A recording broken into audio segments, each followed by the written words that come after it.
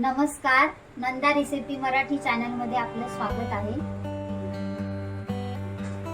तर आज आपण बनवणार आहोत नाश्त्यासाठी उपमा। उपमा बनवण्यासाठी लागणारे साहित्य, त्यासाठी मी रवा भाजून घेतलेला आहे। त्यासोबत फोडणीसाठी जिरे, मोहरी, मिरची, कढीपत्ता, कांदा, कोथिंबीर, शेंगदाणे, साखर, मीठ घेतलेला आहे। फोडणीसाठी आपण तेल घालून घेऊ। सर्वात प्रथम शेंगदाणे भाजून घेऊ तेलामध्ये। गव्हाळ भाजायचे आहेत आपल्याला, जास्त करपवायचे नाहीये।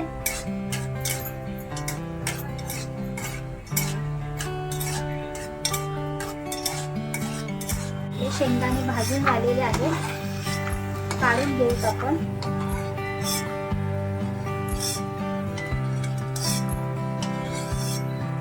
आपण फोडणीसाठी मिरी टाकू।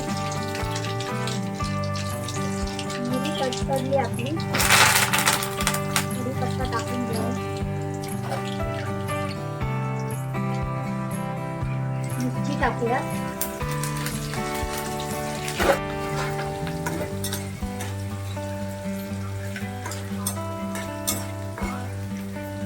कांदा टाकूया आता परतायला।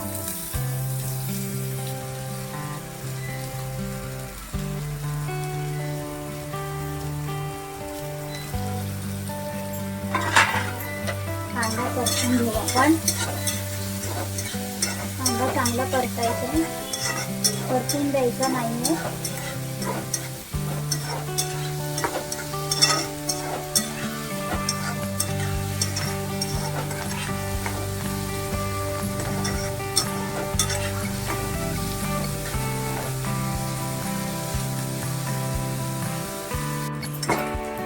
आता आपण रवा टाकून घेऊ।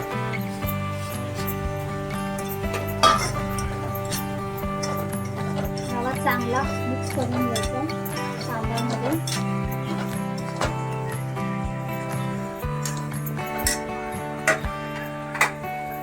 साखर टाकून घेऊ लगेच। शेंगदाणे टाकायचे, मीठ टाकायचंय, चांगलं मिक्स करायचंय। इथे मी रव्यामध्ये टाकण्यासाठी पाणी उकळलेलं आहे।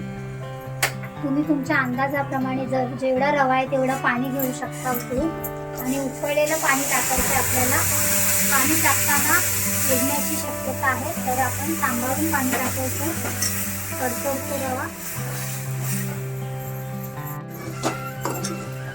अशा प्रकारे आपला उपमा झालेला आहे।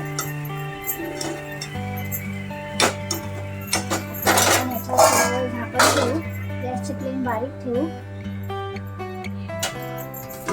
बघूया, छान उपमा असा आपला झालेला आहे, तुम्ही पाहू शकता। वरून कोथिंबीर टाकायची आहे। पुन्हा एकदा हलवून घ्यायचं आपल्याला। बघू शकता तुम्ही, उपमा आपला मोकळा मोकळा छानपैकी झालेला आहे तयार।